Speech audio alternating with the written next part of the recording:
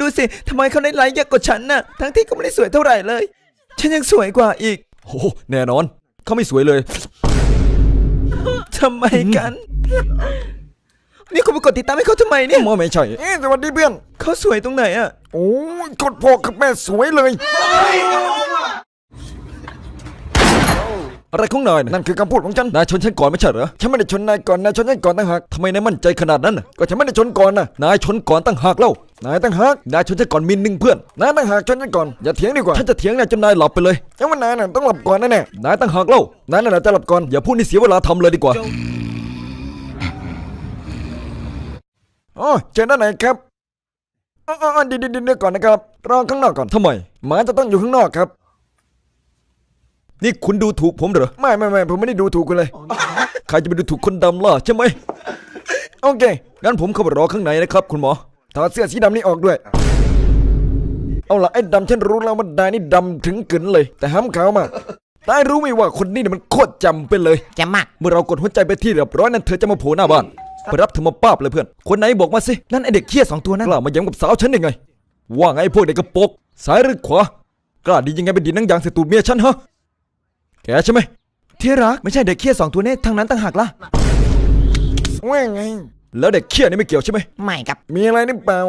สักลาจากที่ไหนครับฉันสักกันเองในคุกอ๋อหำสักติดคุกคดีอะไรแอบตูดเด็กนี่คุณอาตูดเด็กเลยเหรอเป็นคดีที่เยี่ยมยอดมากครับฉันจะขอแฟนนายได้ไหมเพื่อนคือจะว่าได้ก็ได้อยู่นะครับไปเลยที่รักไปทำไมคุณเป็นคนแบบนี้นะฉันรักไอ้ดำอย่างคุณมากกว่ามันคนนี้ใช่ไหมน้องชายไอ้ดำนี่แหละครับเอาเลยไหมมันเก่าในถิ่นเราอย่ารอช้าจัดการมันต้องมีวิชาแน่มันเป็นสักกับอาจารย์คงมาลูกพี่อย่ากลัวมันสิผมไม่ได้กลัวผมพยายามอยู่เข้าใจเปล่าบักกระป๋อมผมบอกแล้วว่าไอ้นี่มันมีของขังมันเคลื่อนย้ายเร็วมากลูกพี่ผมโยนไม่โดนมันเลยลูกนี่แหละแกจะต้องตายลูกนิมิตวัดผมขโมยมาเอานี่ไปผมว่าถ้าไม่ดีแล้วลูกพี่ก็ว่าอย่างนั้นแหละไม่อยู่แล้วเขาหน้าจะโยนให้โดนแกฉันว่าอายุปูนนี้นายก็ควรจะมีแฟนแล้วนะเพื่อนใช่ฉันพยายามหาอยู่แล้วตอนนี้ไปถึงไหนเลยเพื่อนฉันกำลังเลือกสาวที่ถูกใจฉันแหละนะต้องใช้เวลาสักหน่อยประมาณนั้นฉันขอให้นายโชคดีได้เธอนะเพื่อนเนื้อคู่เลยล่ะโอเคไม่ได้เบอร์หรือว่าอะไรเธอโทรหากันหรือยังฉันแค่คุยในไลน์เป็นการเริ่มต้นที่ดีอ๋อเพื่อนแฟนท่านโทรมา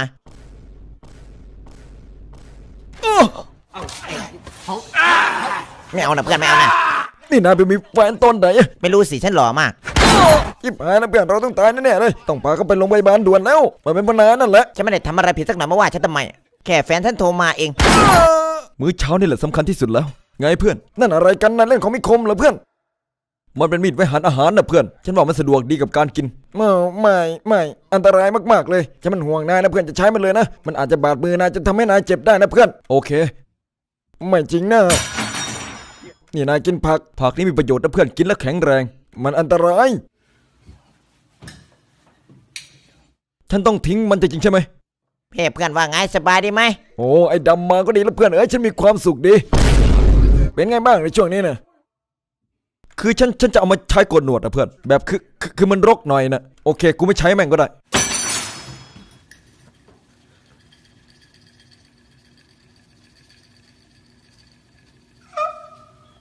ฉันต้องการมันเพื่อนฉันต้องการใช้มันเฮ้นายลองมาดูรูปนี้สิฉันสวยมากเลยล่ะเธอเป็นอีดำก็คืออีดำวันในค่ำหน้าฉันสวยมากเฮ้เพื่อนมาดูนี่สิเพื่อนไม่รู้ตะขาวได้ยังไงโอ้พระเจ้าช่วยอีดำตับเป็ดกลายเป็นหงเหรอฉันก็ขาวอยู่นะรูปนี้ยิ่งแล้วใหญ่เลยนี่มันไม่ใช่ความจริงแล้วแม้แต่นิดเดียวนั่นคือฉันให้เพื่อนมาดูหน่อยดิอะไรกันเพื่อนดูอะไรเหรอว้าวแบบนี้เนี่ยไม่ใช่เธอแล้วไม่จริงด้วยนั่นคือฉันเธอไม่ได้ขาวขนาดนี้ดำปีมันเรา2 คนเลยใช่นี่เธอเล่นขาวแบบโอโม่เลยนะเธอรู้ไหมว่าความขาวของเธอในรูปนั้นมันทำให้ฉันละลายก็ฉันบอกแล้วไงว่านั่นคือฉันไม่จริงเลยรับประกันด้วยฉันว่าเราควรถ่ายรูปแล้วไปแจ้งตำรวจแล้วสิ่งที่เราต้องทำจะต้องแจ้งข้อหาหลอกลวงคนอื่นให้ได้เลยนี่อินสตาแกรมใช่ไหมไม่ MEE ต่างหากเพื่อนมันไม่เห็น MEE พิมพ์ไม่ฉันสิคนในรูปเป็นใครบอกฉันมาเดี๋ยวนี้เอาอินสตาแกรมมาด้วยเร็วเข้าสิเธอไม่ใช่คนในรูปนั้นนี่คือฉันเธอมันอีดำพระเจ้าช่วยจะไม่เชื่อหรอกว่าเป็นเธอแล้วแต่นายเลยใช่ฉันอยู่บ้านกับแฟนฮะเกิดอะไรขึ้นนะแมงมุมใช่ไหมฉันไม่รู้ว่าจะเลือกสีไหนนะสิระหว่างสีขาวกับสีขาวเทามันเลือกยากมากจนฉันต้องหัวร้อน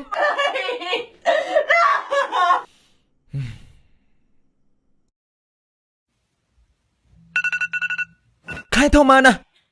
ฮัลโหล ว่าไง แกเป็นใครเสียงผู้หญิงด้วยโทรมาหาผัวฉันน่ะ บอกมาสิทำไมโทรเรามาแต่เช้าขนาดนี้ แกคิดจะนัดผัวฉันไปทำไม่ดีไม่ร้ายใช่ไหม พูดสิเงียบทำไม พูด ถึงเวลาละที่เราจะต้องแรปอุตสาห์แต่งเนื้อมาตั้ง3 เดือนวันนี้จะต้องได้ปลดปล่อย เพลงนี้รับรองว่ามันจะต้องปังได้100 ล้านวิวไม่เชื่อก็คอยฟังแล้วกันไอ้พวกกระปกก่อนที่เราจะอัดต้องเทสไหมโอเคแมวจะกับหมามันต้องกัดกันถ้าหมากัดแมวต้องร้องเมียวเพลงนี้ปล่อยออกไปฉันก็ดังแล้วรับรองเลยโอ้โคตรแจ่มสาวคนนั้นเหรอเพื่อนฉันจะคุยกับเธอให้ฉันจีบให้ไหมล่ะจัดการเลยเพื่อนรับประกันจีบติดแน่นอน อะไรเหรอคะ ขึ้นรถผมได้นะถ้าหากว่าใจคุณยังว่างนะ รบกวนไปส่งด้วยนะคะ โคตรแจ่มเพื่อนมองตาม สวยดิพี่มะลิคอแห้งจังเลยขอตัวแป๊บหนึ่งนะ พี่มะลิคือใคร โทรศัพท์ฉัน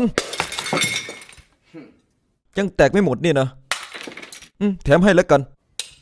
นายเห็นผู้หนุ่มคนนั้นไหมเห็นสินายเข้าไปถ่ายรูปเข้ามาเอางั้นเหรอใช่เพื่อนไม่มีอะไรที่ฉันทำไม่ได้เฮ้นี่ไงอะไรกันการถ่ายรูปอย่างโป๊ต้องทำอย่างนี้ต่างหากเล่าเขาเป็นใครกันมันคือเกย์รับสิเพื่อนรับสิไม่เอาหน้านี่ฉันไม่สำคัญขนาดนั้นเลย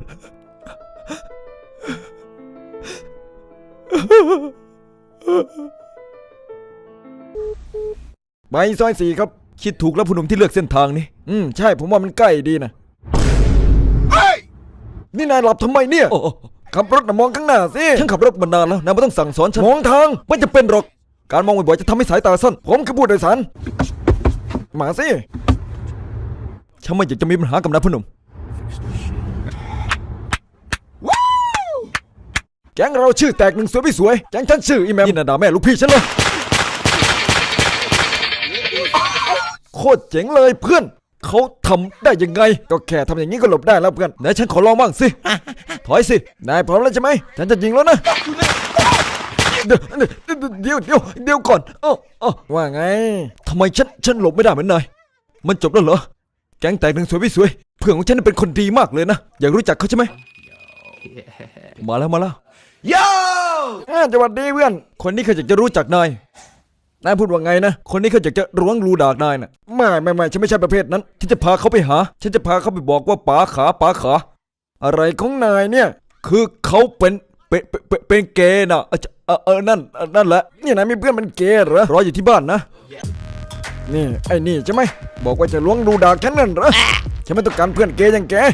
อาหารวันนี้ก็คือเบอร์เกอร์ครับเป็นเบอร์เกอร์เนื้อแมวสุดพิเศษผมไม่ได้สั่งไอ้นี่มานะครับแล้วก็ไม่แน่ใจว่ามันอร่อยหรือเปล่ามันจะไม่อร่อยได้ไงผมชิมให้ก็ได้มันเป็นเบอร์เกอร์ที่อร่อยมากนี่คุณกินของเราเลยเหรอก็ผมแค่ชิมให้ไงคุณเข้าใจไหมว่าอาหารจะไม่ถูกปากลูกค้ามันจะไม่ดีเราต้องรู้รสชาติก่อนให้ลูกค้ากินไม่ใช่อาหารกากๆผมชิมเองได้คุณไม่จำเป็นด้วยซ้ำนี่คุณเล่นกินของลูกค้าเลยผมชิมให้อีกก็ได้ไม่โอเคใช่อย่างนั้นแหละโอเคเราจะกินเองใช่ไหมใช่ฉันไม่เกี่ยงอยู่แล้วตอนนี้มันอร่อยแล้วใช่ไหมล่ะใช่ครับแต่สิ่งที่อร่อยกว่านั่นก็คือเนื้อแมวเดี๋ยวผมจะชิมให้ดูอร่อยมากเลยล่ะผมขอเลยแล้วกันพอก่อนผมจะกระจี้ไม่เอาแล้วแต่ฉันจะเอาไม่เอาหน้ามันจะกระจี้ผมท้องแข็งแล้วกระจอกนายมาลองมันฉันไม่เหลือเพื่อนโดยแต่กระจี้ขนาดนี้นะท้องแข็งแน่ฉันสามารถกั้นหัวเราจากการแต่กระจี้ได้ไม่มีใครกั้นได้เด็ดขาดลองสิมันจะมากเกินไปแล้วนะนี่เธอมาช่วยฉันสิไม่มีทางที่นายจะทำได้นายจะต้องหัวเราะจนท้องแข็งไปเลย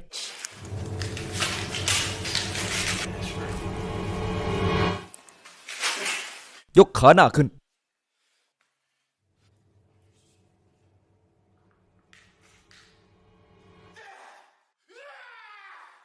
ฉันบอกนายแล้วไงเพื่อน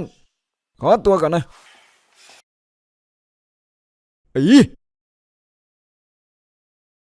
ทุเรศมาก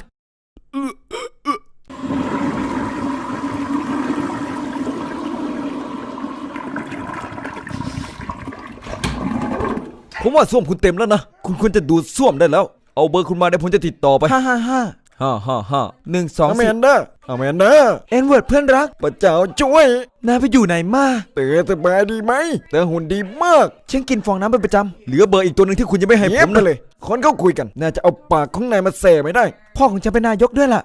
ใช่ นี่คุณ เราคุยกันอยู่ พ่อคุณเป็นนายกสุดยอดเลยวะ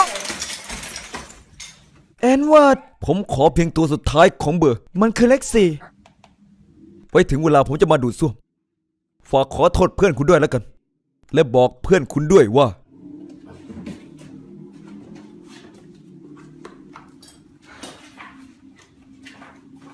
ถ้าหากคำไม่ใหญ่